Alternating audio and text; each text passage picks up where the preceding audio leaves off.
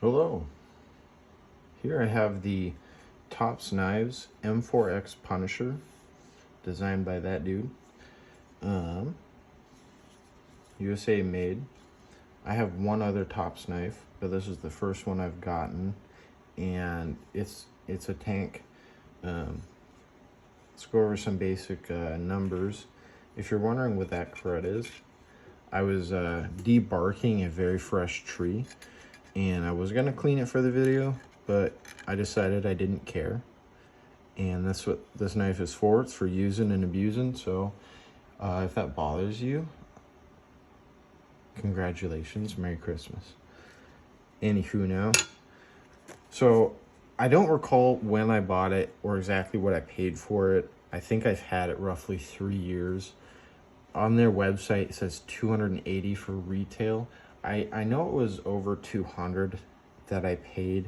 I saw one other place selling it for I think it was 180 or something like that. So in that ballpark, you can get one of these. I'm sure if you get used, you can get a better deal. Overall length, 3.5 inches, pretty long, obviously. Blade length, 8.5 here to here. Blade thickness, 0.25. The steel is 1095, which is a carbon steel. RC, 56 to 58. Now that's I don't recall exactly what that stands for, but the higher that number is, the more brittle this steel is going to be, the more hard. The lower the number, the softer. If it's excessively soft, you'll be able to just kind of bend it like these feelers here, feeler gauges. If it's overly brittle, I would go to bend it and it would snap like glass or like obsidian. So you don't want a steel that's overly soft if you're going to really be beating it, or overly hard. If it's overly soft, your edge is just going to fold over and it's just going to be a butter knife at that point. Overly brittle and you go to hit something or work on a piece of wood with a knot in it, and you're going to chip your edge and it's just going to be really annoying. So for edge retention, it's been fantastic. I sharpened it once just with a stone. It's obviously, well, not obviously, it's too big to fit on my workshop sharpener that I have. I have the precision adjust, so I just use stones by hand, and it holds an edge really well. Obviously 1095 steel is old school stuff and people still use it for a reason. It's really good steel. It is prone to rust. I have put a coating on here in the past, but with this, whatever this is, it's kind of like it reminds me of crew wear. It's like a really beefy coating. It's tough. So the rest of it's not going to rust. You might get some rust on the edge and any place where you've taken the coating off. Places I have taken the coating off is in this full finger guard area. I just rounded those edges, as well as back here. I just smoothed out that corner because it was a bit sharp. And I even took the handles off and radiused inside there a little bit just for the heck of it, but also because it was easier to smooth these out with the handle off. So I took off some of that hard edge. I really think this is aimed for wearing gloves when you're using it, because without the gloves, if you're using it and actually using it for a while, that becomes a hot spot and you'll feel it right here in your pinky as well as that. So either use gloves if you're going to get one of these, or just smooth it out, touch it up a little bit, make it a little nicer, and it's really nice in the hand now. With that said, you might notice I kind of have a tendency to grip up, and it kind of balances it. You can go back here if you're doing more chopping, but when you grip up, you get really close to these kind of pseudo serrations. I'm not 100% sure what the intention was for these.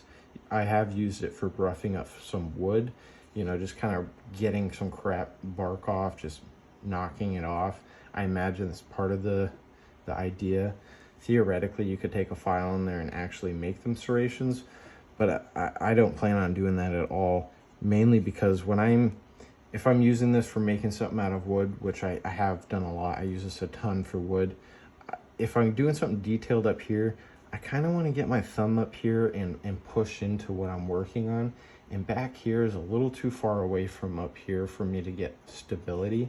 So I'm tempted to like either do that or get my thumb up there. And that doesn't feel good on the thumb, believe it or not. Some people like the ribbed action, but not always for me personally. Those edges go up to this little, I also don't know what the intention behind this was. I have used it as a hammer before, just to kind of like a tent stake. I kind of pop stuff in with that. So maybe that's their idea behind it. I don't know for sure if there's any story behind this guy or some of his ideas behind the design. I haven't tried digging too deep into it, but I think the Punisher knife came from a movie, wild guess, maybe it was Punisher or something Rambo style. But I just got it because I wanted an apocalypse ready knife that I could actually use, and I actually do use this quite a bit. If I go camping, this is with me. This is my go-to for anything ridiculous that doesn't have to be pretty after I end up destroying it. So that hammer goes up to here, which is full thickness up here. A lot, like it goes wider up here, as you can see, which adds weight here for chopping. That might be part of the idea for that as well. It gives a lot of weight up front if you're trying to hack at something. Also makes this area super strong. That tip also is really strong because you have this full thickness here, which you don't have here. There's an angle here. So you have full thickness here, this is flat. And then there's an angle here. I'm not 100% sure why they're symmetrical. It's just kind of a weird thing they did. And honestly, I wish that flat was on the other side, because if you also look here, if I look straight on, if my camera can focus, there's a bevel there that isn't the same on the other side. It's not symmetrical. And I think the idea behind that was so if you want to scrape something, you can get flatter onto it and press into it. Like a chisel, like a wood chisel, versus over here you got to be about here to get flat in on that. Over here you can get much closer to it. So I imagine that's just kind of a tool for getting flat into things if you're trying to scrape something. Just the way they did it's a little confusing, but there's so much reinforcement and weight up here. That tip is going to be really strong. You could damage that, but you're not. If you break this off, I'm really impressed, and I'd like to know your story on how you managed to do that. Other than that, things I don't like, besides having to finish that up if you're not going to be wearing gloves, which I don't really like wearing gloves unless I really need to. I would have moved this up or even shortened it so I have more of this for my thumb right about here. That's where I would like my thumb to be for working on stuff. Other than that, everything else on the knife is just a tank. You got 2 lanyard holes. I'm not sure why you need 2, maybe to reduce weight on the back end, but you got those. You could also do some damage with that if you had to smash something like a coconut, you know, for those coconut smashers out there. The sheath, not digging it, honestly, not in love with it. This clips off. There's a pop there, which is really tight, and that goes all the way through. There's some webbing here. I imagine if you're using MOLLE gear. This is like a strap that I just kind of retained up here to keep out of the way. So if this is on your hip, you would put this around your pant leg, and that would keep this from flopping around. No one likes mindless things flopping around their legs, you know. Velcro straps, 2 of them. Also not in love with that.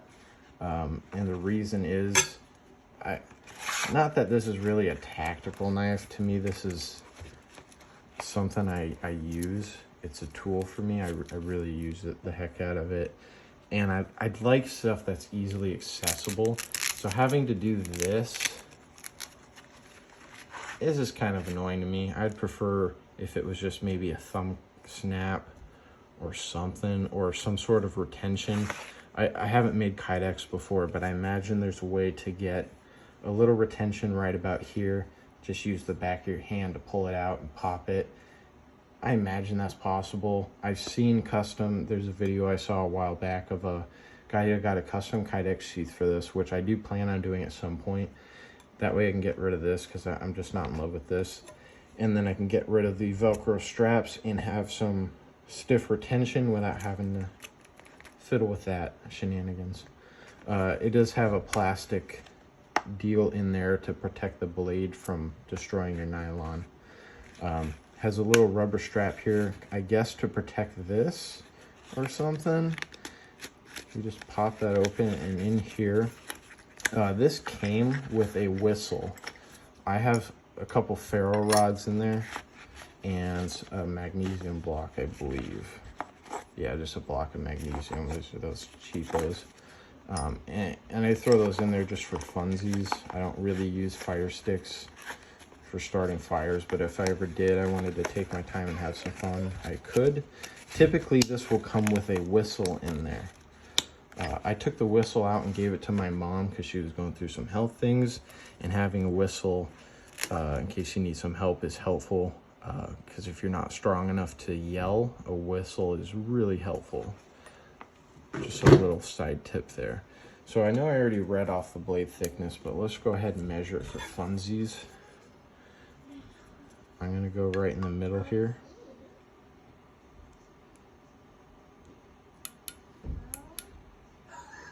Right about the 1/4 inch.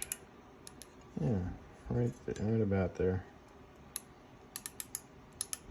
Slightly thicker there, but that's all right.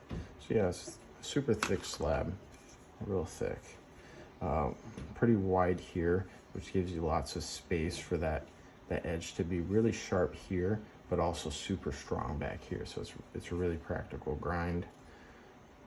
I can hear some kiddos at the door listening to me, so maybe I should go spook them and end the video here. That's the Tops knife, M4X Punisher. It's a tank. I'd recommend it if you're beating on knives out in the woods, doing ridiculous things, or if you know you got to pry a door open or a car door or something and get in there. That's what this would be good for. Just noticing this now, but I wish that choil was a little bigger, the sharpening choil. You can see where that bevel, I gotta pay attention to the camera. Let me point this out.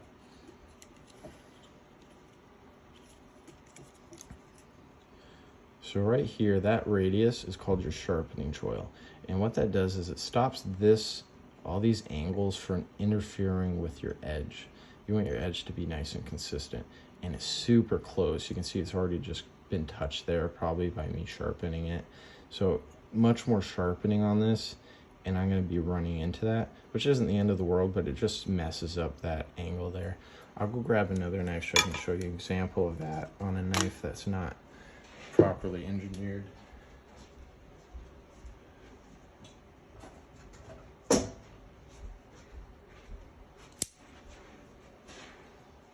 This is the Boker Kalashnikov Mini.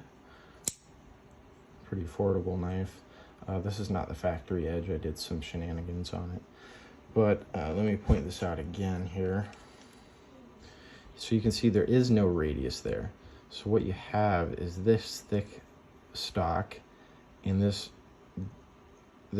angles here, because this is fairly consistent, but then it ramps up where the grinder stopped, or their belt grinder, whatever they used, or their end mill. So that is not conducive for making a good sharp edge. And you might even be able to see let's see if I can get you to see that white where everything else is black. That isn't sharp there. I could monkey around with it on the sharpener and get it sharp, but it's just kind of annoying and not really worth my time for something that I'm just beating on. This is not a knife that I would cry about if I broke it. It's just a beater. They're pretty affordable. I think this is like a $50 knife. I've opened a couple 100,000 boxes with this thing. Just recently sharpened it and laid the edge back. And it's a dagger style, which is cool just for aesthetics, but it's not the most practical thing, mainly because the thickness of the blade is right in the middle versus all the way back here. And that makes this angle so much more steep. And anywho, now That's the Tops Punisher. If you got any questions on it, drop them in the comments. I'll see if I can figure it out for you. Thanks for your time.